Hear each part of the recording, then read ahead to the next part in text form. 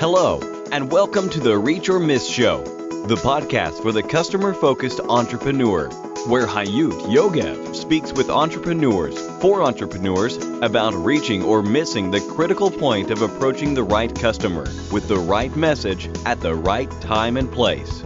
The point where business success starts. And here is your host, Hayut Yogev. Reach or Miss, Episode 21. As a co-founder, brand strategist, and sustainable business specialist at Greenblut, Christoph Dahn helps good, green, sustainable, and ethical brands, companies, and services to succeed with digital marketing and e-commerce. Christoph loves to travel and to speak with people he can learn from, and that's why he runs the podcast Greenblut FM. His roots are in the fashion business where he started his business life 30 years ago. In 2005, after a career with conventional brands like Calvin Klein and others, he decided to dedicate his work life on helping green, fair, and ethical companies succeed. Christoph Dahn, it's so great to have you here. What a pleasure. Thank you, Hayut. Nice to meet you, and thanks for the invitation.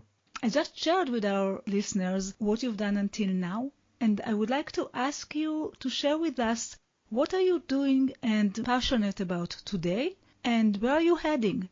Okay, I work at a company called Greenblut, and Greenblut is a marketing agency that helps green and sustainable brands to grow with digital tactics and strategies.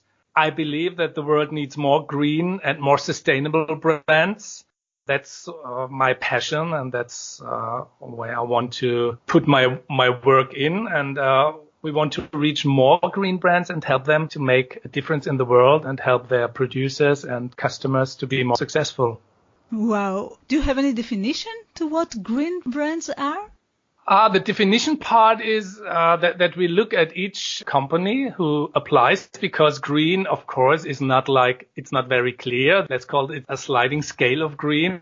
There's dark green, where someone who is super perfect, and there is a greenwashing. These are companies who try to appeal green, and at the end we look at the background and we listen to our heart after researching the client if it's really something that's in their heart, not just a tactical thing where they say we want to get more clients and appear a bit green. But we're quite sure that the clients we work with are really the ones where we can say, okay, we really stand behind the concept, and we really are 100% sure that they're on the right track.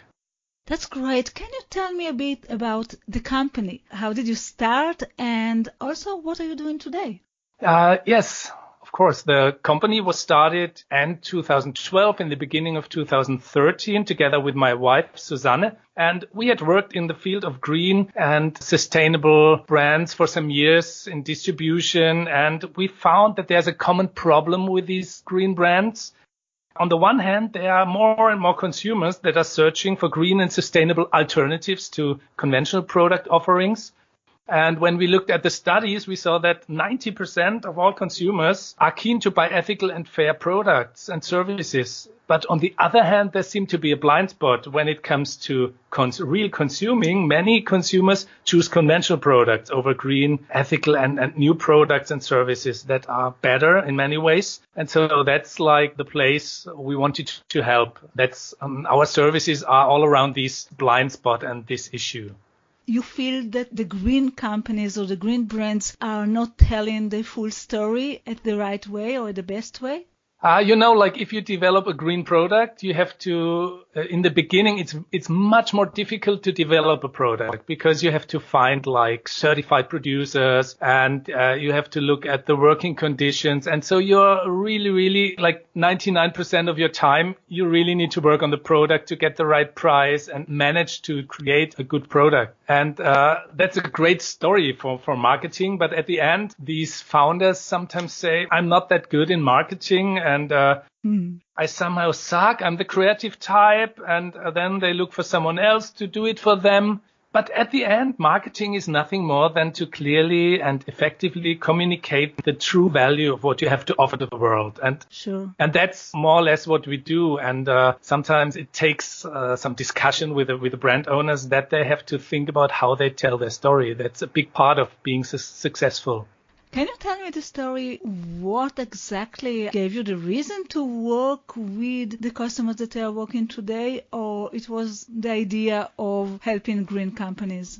Perhaps I go back earlier. In the 90s, I was working for conventional brands. Like I started in fashion business. And so you get approached by many brands. Do you want to do the distribution for my brand or this brand? And I had kind of a crisis. So I was thinking, if all these brands would disappear tomorrow, would it matter to someone? And the real answer was, no, it doesn't really matter. It's all more or less the same, but a bit different. So I was researching what is things I want to see in the world. And perhaps you know Gandhi's famous saying, you have to be the change you like to see in the world. Beautiful, yeah.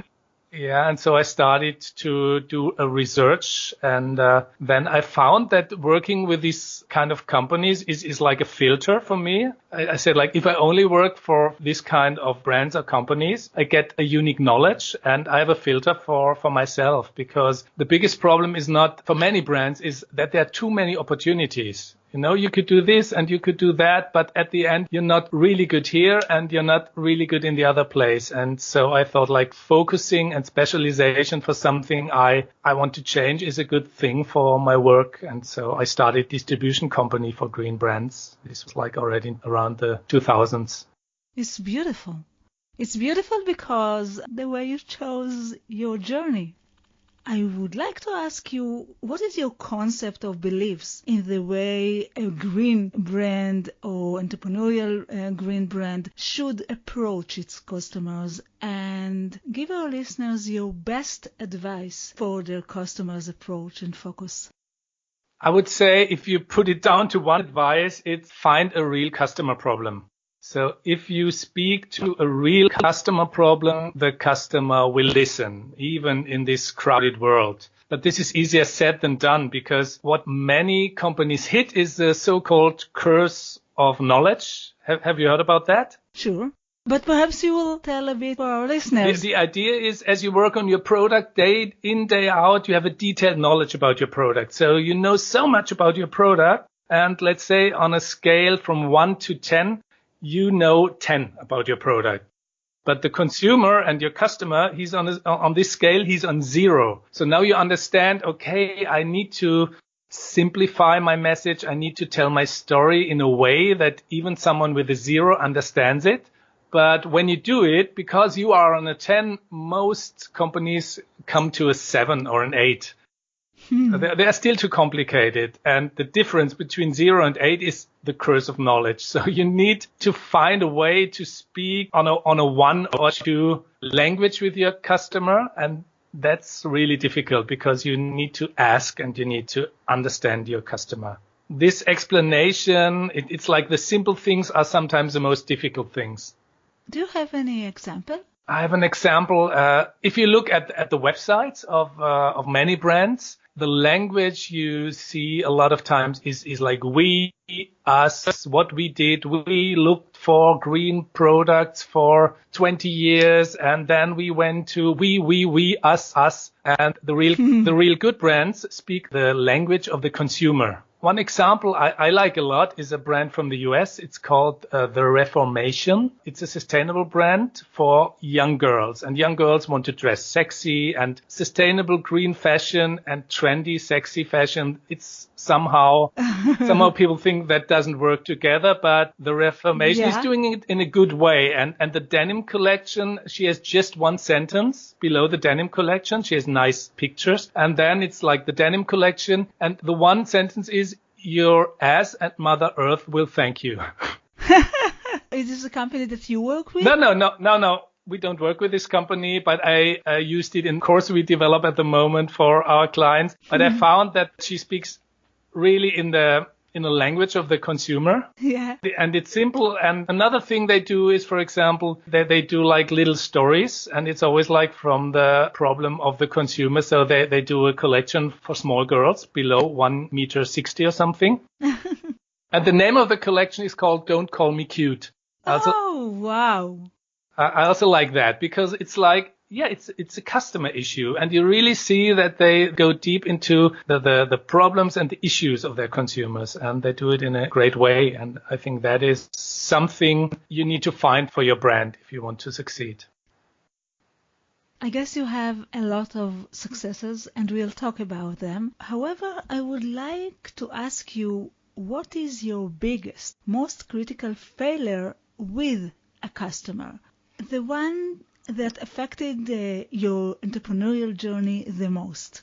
Can you tell us about this? Okay, yes, there are many failures. and most to all of us. Most of the time the failures are the seed for the successes.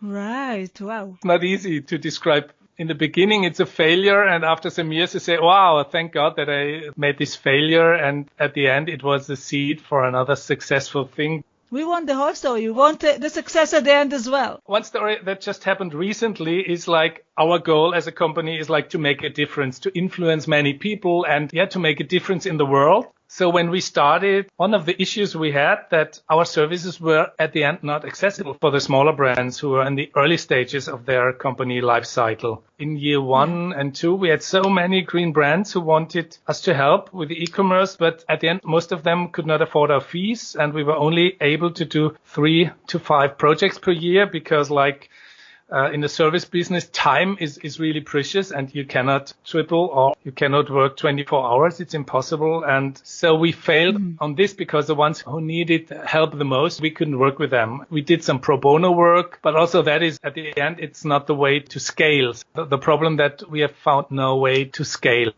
How did you solve it? What you see a lot online is these courses that you book a course and you look at videos and you do some self-teaching. I personally like these courses, but I see a problem in at the end, you always get stuck at a certain point and you don't know how exactly this problem relates to your company. And I think you need some one-on-one coaching and consulting on this point. And that's what we did since last year. We started to add some group work. We took a group of 12 people and had some interactive video-based training. And then at the end, we added one-on-one coaching and consulting, just let's say for 1-2 hours a month. And so the customers were prepared. They had a deep understanding of the issue. And when we had the call, we had the work was much more effective. And so we could lower the prices and work with more customers. I think that is a good way to reach more clients without losing our mojo. Sure. Yeah, it sounds like a great way. You did choose a challenging motto. I must say it's a beautiful one, however it's challenging. And I would like to ask you of your biggest success due to the right customer approach, the story of the most significant success as a result of the right customer focus or something that you did right about approaching your customers. Perhaps I would like to describe the power of leverage. We're always looking for that's like the heart of all our services. And we were approached by a customer and he had a green fashion brand and the brand had good growth numbers in the wholesale business. And he has started an online shop like 1 or 2 years before. And this e-commerce was extremely weak. And on the technical side, everything seemed to be fine. The shop was expensive and had a lot of bells and whistles, but somehow the results were extremely weak. And what most people do when facing low or no sales with their e-commerce, they jump on every shining object. So they go into the internet and then they see,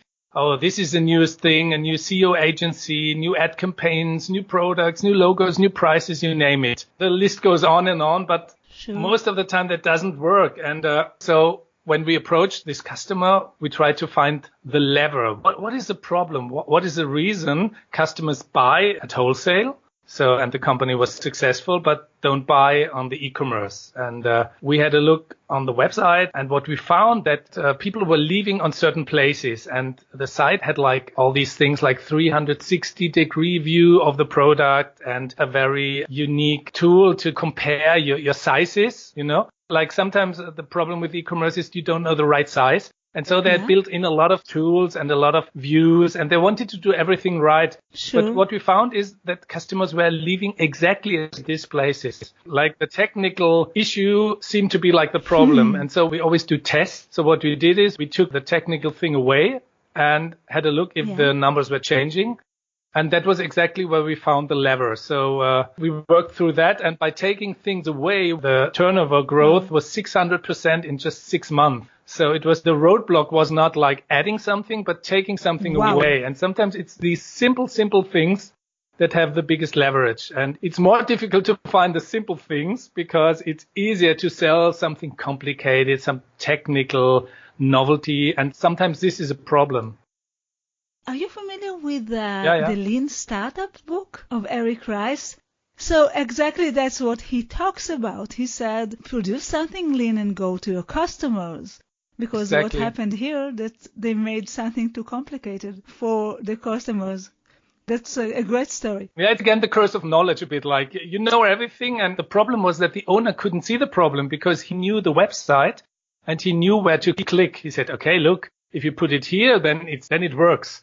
But the consumer doesn't know anything. He comes to the website, and if he has to start thinking, there's another famous book about usability on website. It's called Don't Make Me Think. So if you start to think, it's over. You just leave and go to another website. So it's the intuition, being very intuitive to what customer do. It's the whole world of UX and UI, isn't it? Exactly. Yes. Can you recommend the best, most effective technological or digital tool that related to customer focus marketing or sales that you use or your customers use? So we use many tools, and on our website we have a list with tools we use on a regular basis. So if you're interested, I think that's the best way because technology is always changing, and of course there are some basic tools that like a lot of people use, but perhaps this is interesting. It's on our website. It sounds great, and we'll put the link on our show notes. It's just like on the premium resources, and there's a part where you can download the list with all the tools we use, and there's also a description for all these tools. Perhaps that helps most. It will help a lot. However, I do want you to try and choose the tool that you think is most practical, if there is any. Yeah, there are several. On the e-commerce side, I really like Shopify. I think it's a great product. It's simple, it's easy to learn, and for smaller brands, I think it's the best e-commerce system. Yeah. So if you look for an e-commerce and you're a startup, I would suggest Shopify, but that's common understanding. So we also use I use a tool from Ash Maurla. Also, it's called Lean Stack. I find that's interesting.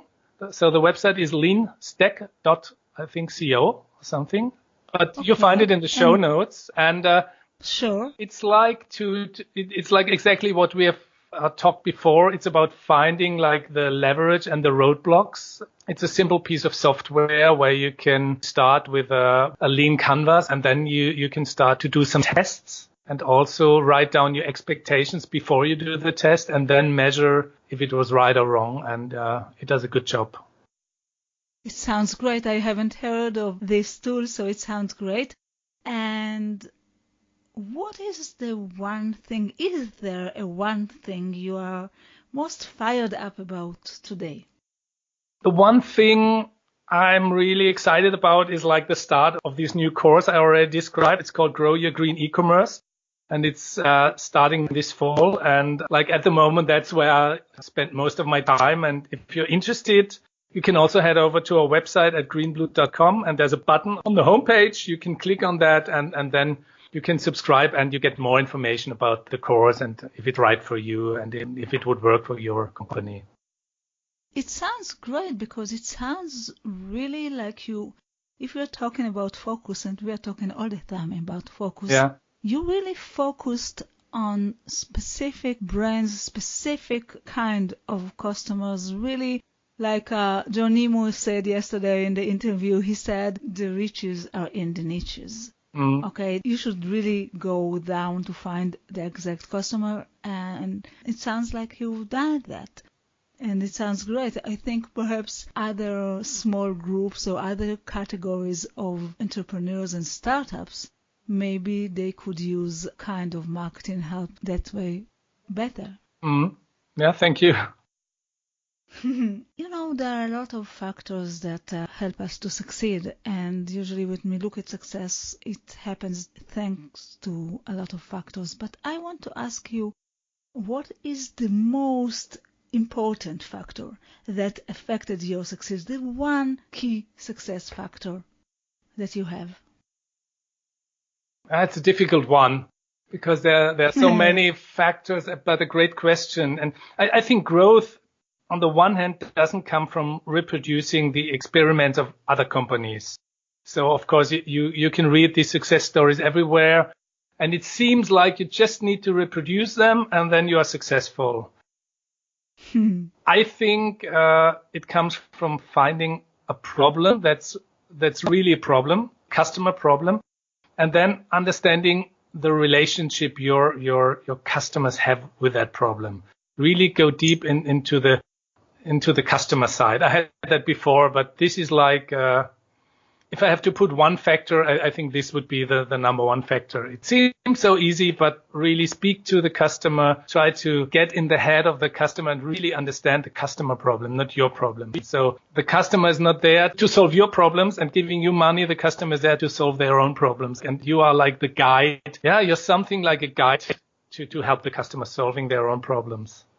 Do you feel that for you, for both of you, you and Susanna and your business, that's what really is the most important factor in your successes until now? Sure. I think it's always like, and of course, sometimes you get stuck. And I feel that always when you get stuck, you need to speak to customers. You need to go deeper in this customer relation, because sometimes you're overanalyzing and you trying to solve problems by thinking instead of exploring.